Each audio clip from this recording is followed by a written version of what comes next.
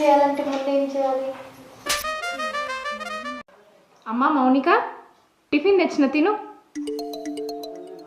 అబ్బా చల్లారుతుంది, తొందరగా తిను.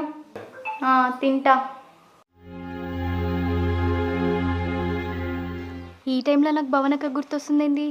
తను మంచిదా చెడ్డదా? చెడ్డదైతే కాదు.